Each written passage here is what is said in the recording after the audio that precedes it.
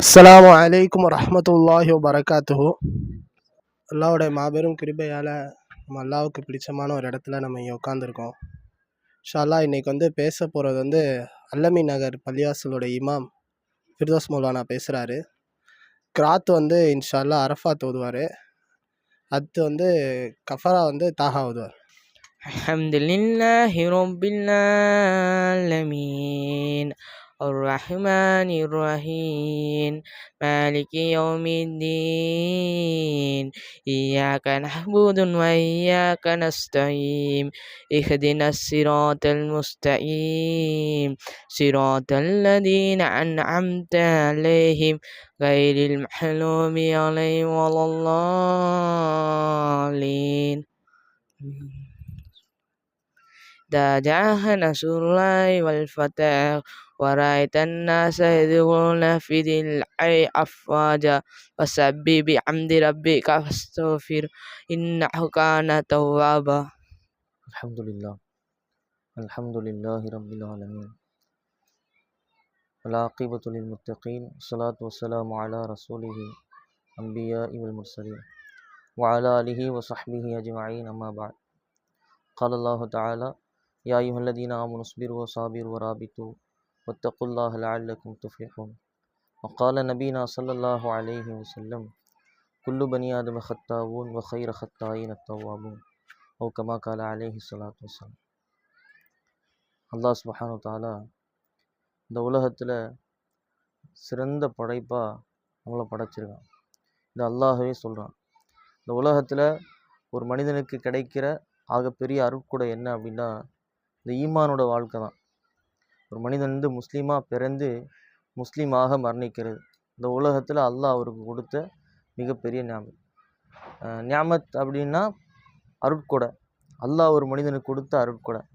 நம்ம நினைக்கிற ஞாமத்துனா பொதுவாக நம்ம என்ன நினைக்கிறோம்னா பொருளாதாரம், செல்வம், செழிப்பான வாழ்க்கை, இதான் ஞாமத்துன்னு நினைக்கிறோம். ஆனால் இந்த உலகத்தில் அல்லாஹ் ஒரு மனிதனுக்கு கொடுத்த பெரிய அருட்கொடை என்ன அப்படின்னா அது ஈமான் தான். பொதுவாக ஒரு மனிதனுக்கு தான் கிட்ட இருக்கக்கூடிய விஷயங்கள் வெளிப்படையாக தெரியறதில்ல. அதுக்கு என்னைக்கு கஷ்டங்கள் சிரமங்கள் ஏற்படுதோ அன்னைக்கு தான் அதனுடைய அத்தியாவசியம் புரியும். பொதுவாக இன்றைக்கி முஸ்லீமாக பிறக்கிறோம், முஸ்லீமாக வாழ்கிறோம். ஒரு முஸ்லீமுடைய கண்ணியம் என்ன, ஷஹரி என்ன, அதற்கு உண்டான அது எவ்வளோ சிரமங்களுக்கு உட்படுத்தப்பட்டது அப்படின்லாம் நமக்கு தெரியாது. ஆனால் இதே கொஞ்சம் தள்ளி போய் பலஸ்தீனை பார்த்தோம் அப்படின்னா அந்த மக்களால் நிம்மதியாக தொழுவ முடியாது, நிம்மதியாக நோன்பு வைக்க முடியாது, ரமலானுடைய மாதத்தில் இரவில் கூட நின்று வணங்க முடியாது அந்த மக்களால். ஆனால் அந்த மக்களுடைய எண்ணம் எப்படின்னா இந்த மார்க்கத்துக்காக, இந்த இஸ்லாத்துக்காக எல்லாத்தையும் செய்யணுங்கிற ஒரு உணர்வு அந்த மக்கள்கிட்ட இருக்குது. அதுக்கான காரணம் என்ன அப்படின்னா அந்த மக்கள் இந்த இஸ்லாத்தை தான் ஒரு முஸ்லீமாக பிறக்கிறத ரொம்ப பெருமையாக, கண்ணியமாக, அதற்கு உண்டான கண்ணியத்தை கொடுக்குறாங்க. அதுதான் அசல். அவங்க என்ன செய்யலை, முஸ்லீமாக பிறந்துட்டோம், நம்மளுடைய வாழ்க்கையை பார்த்துக்கிறலாம், நம்ம தற்காத்துக்கிறலாம், அப்படியெல்லாம் எத்தனையோ வாட்டி அந்த மக்களுக்கு எவ்வளோ விஷயங்கள் வந்துச்சு. அந்த மக்கள் எப்போயோ உயிருக்கு பயந்தவங்களாக இருந்தால் நாட்டை விட்டு வெளியே போயிருப்பாங்க. இல்லை எங்களுக்கு தொழுகை முக்கியம் இல்லை, நாங்கள் வீடுகளிலே இருந்துக்கிறோம்னு சொல்லி இருந்திருப்பாங்க.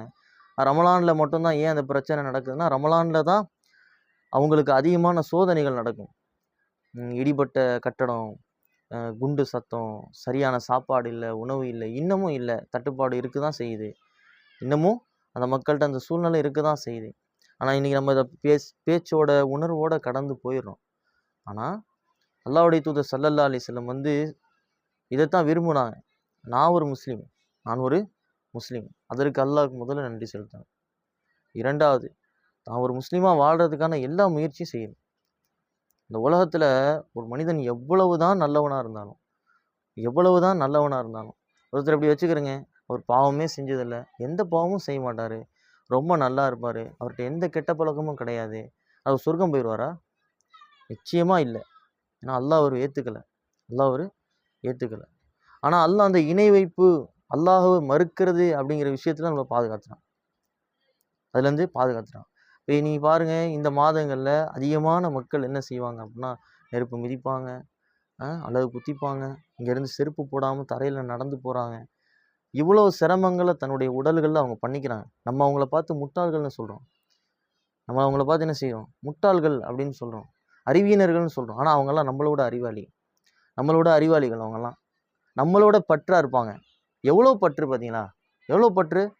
அவர் இல்லாத ஒரு விஷயத்துக்காக அவ்வளோ மெனக்கிடுறாரு. ஆனால் இதுதான் ஹக்கு, இதுதான் உண்மை, அல்லாஹ் ஒருவன் தான் அப்படின்னு நமக்கு ஆணித்தனமாக தெரியுது. நம்மளுடைய மெனக்கெடலும் அவங்களுடைய மெனக்கெடலும் எங்கே இருக்குது சொல்லுங்க பார்ப்போம். அவங்கள பற்றி சிந்திக்கவே முடியாது, நம்ம அவங்கள பற்றி பேசவே முடியாது. ஆனால் அந்த முட்டாள் எந்த அளவுக்கு பேணுதலாக இருக்க முயற்சி பண்ணுறாங்க. ஆனால் இதுதான் சத்தியமான மார்க்கம் தெரிஞ்சு நம்ம எந்த அளவுக்கு அல்லாஹ்வுக்கு அஞ்சு நடக்கிறோம்? இல்லை அவங்க அந்த சூழலில் இருக்கிறாங்க, அந்த சூழலை மாற்றி அமைக்கிறதுக்கான ஏதாவது வழி என்னிடத்துல இருக்கா? பேச முடியும், பேச்சில் என்ன செய்ய முடியும்? மாளிகை கட்ட முடியும், பேச்சில் எல்லாமே செய்ய முடியும். ஆனால் செயலில் கொண்டு வரது தான் அசல். நபி ஸல்லல்லாஹு அலைஹி வஸல்லம் சஹாபாக்கள் நான் சொன்னேன், நீங்கள் செயலில் கொண்டு வாங்க. என்ன செய்யுங்க? செயலில் கொண்டு வாங்க, வாழ்க்கையில் கொண்டு வாங்க, அதுதான் அசல். அப்போ இதை என்ன செய்யணும்? நம்ம ஒரு நியாமத்தா, நம்ம ஒரு அருட்கொடையா இந்த மார்க்கத்தை நம்ம நினைக்கணும். அதை நினச்சோம்னாவே நமக்கு சிரமம் தெரியாது. ஒருத்தர் காலையிலேருந்து இரவு வரைக்கும் உழைக்கிறாரு, கஷ்டப்படுறாரு, எத்தனையோ சிரமங்களை சந்திக்கிறாரு. ஆனால் அது அவருக்கு சிரமமாக தெரியலை. அதுக்கு பின்னாடி அவருக்கு ஒரு பெரிய பொருளாதாரம் இருக்குது. அதுக்கு அந்த உழைப்புக்கு பின்னாடி ஒரு பெரிய பொருளாதாரம் இருக்குது, அந்த உழைப்புக்கு பின்னாடி ஒரு பெரிய வெற்றி இருக்குது அப்படின்னு அவர் கண்ணு முன்னாடி தெரியுது. ஆனால் காயிபு, மறைவான விஷயங்களை நம்புறது தான் ஈமான் அப்படிங்கிறது தான் அசல். அல்லாஹ் ரப்புல் ஆலமீன் மறைவான விஷயங்களை தான் இந்த உலகத்தில் எல்லாத்தையும் மறைச்சி வச்சிருக்கணும். காயிபான விஷயந்தான், மறைவான விஷயங்களை நம்பணும், அதான் ஈமான். இப்போ 7 விஷயங்கள் நம்பினா நம்ம முஸ்லீம் ஆயிடுவோமா அப்படின்னு கேட்டால் இல்லை. மறைவான விஷயங்களை அல்லாஹ் உண்மைன்னு நம்புகிறோம்.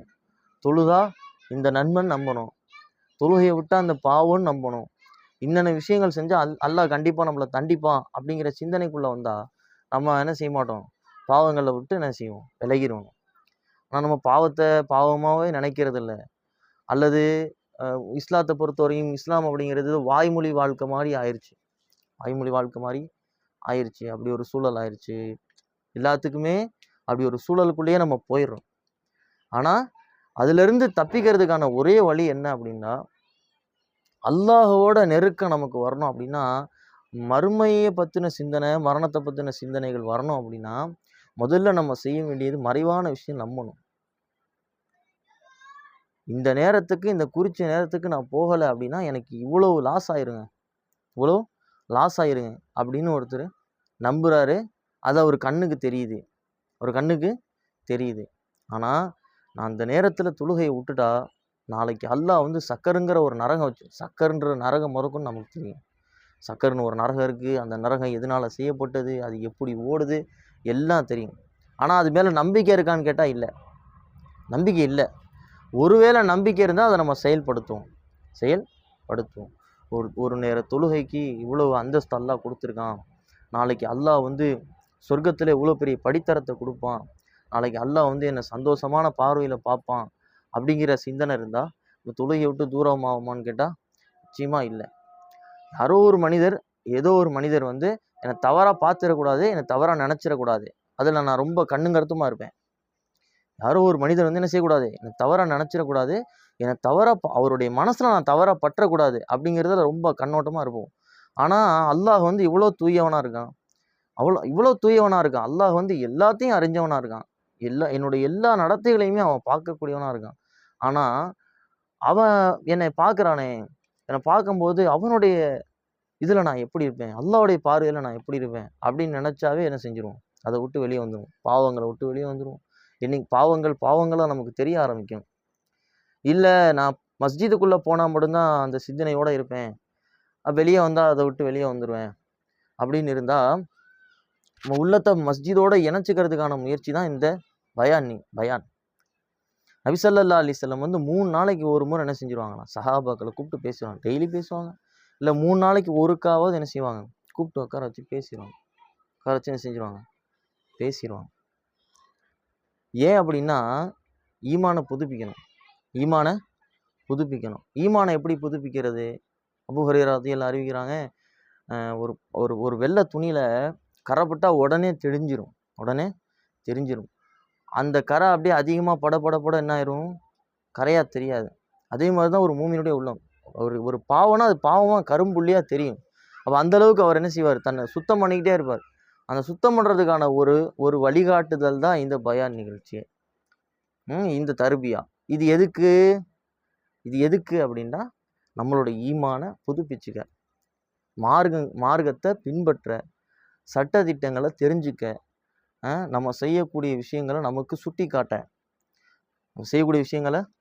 காட்ட, பாவத்தை பாவமாக விளங்க வைக்க. இதுதான் என்னுடைய அசல் நோக்கமே. இதுதான் எல்லா பயானுக்கான நோக்கமும். இதுதான் கேட்கவோ பேசவோ, ஒரு விஷயம் ஒரு பாதிரியார் பேசுகிறாரு, இல்லை வேற ஒரு ஆள் பேசுகிறாரு, சுவாரஸ்யமாக பேசுகிறாரு, நல்ல கம்பீரமாக பேசுகிறாரு, பயங்கரமாக பேசுகிறாரு, அவர் ஸ்பீச் எனக்கு பிடிக்கும் அப்படிங்கிறதுக்காண்டி கேட்போமா? இது அல்லாஹ்வுடைய வார்த்தை, ரசூலோட வார்த்தைன்னு கேட்போமா? இது ரெண்டு இடத்துல எதில் அசலியத்து இருக்குன்னா அல்லாஹ் ரசூலுடைய வார்த்தைன்னு கேட்கணும்.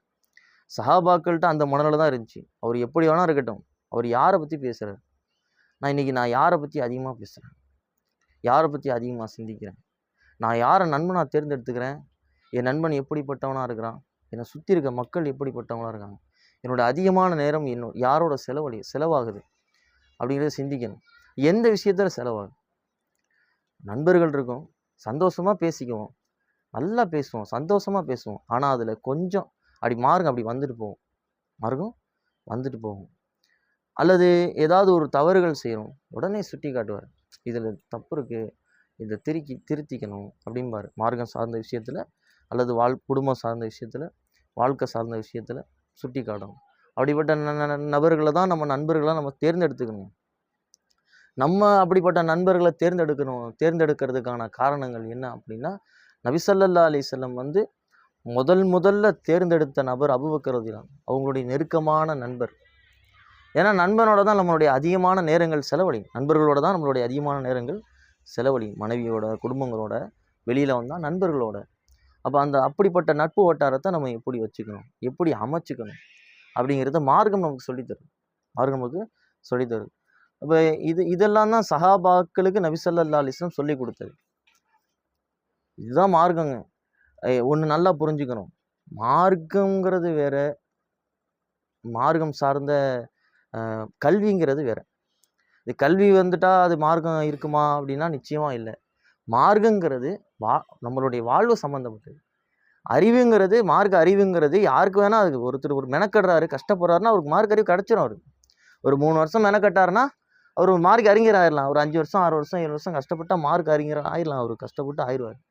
ஆனால் அந்த மார்க்கம் சார்ந்த விஷயங்கள் இருக்குது ரொம்ப ரொம்ப சிரமம். அசல் மார்க்கம் சார்ந்த விஷயத்தில் இருக்கணுங்கிறதான்.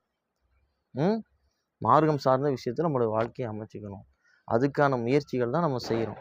வாரம் ஒரு தலைப்பு எடுத்து அந்த தலைப்பில் பேசி எல்லாரையும் ஒன்றிணைச்சு அந்த சிந்தனைகளை உள்ளே கொண்டு வந்து, பள்ளி சார்ந்த சிந்தனையை, மஹல்லா சார்ந்த சிந்தனையை, மாணவர்கள் வாலிபர்கள் சார்ந்த சிந்தனையை கொண்டு வந்து கொடுக்குறோம். இது உமர் ரலியல்லாஹு பெரிய ஆசை. ஒருத்தர் என்ன ஆசைப்படுவார், அதிகமாக என்ன ஆசைப்படுவார்?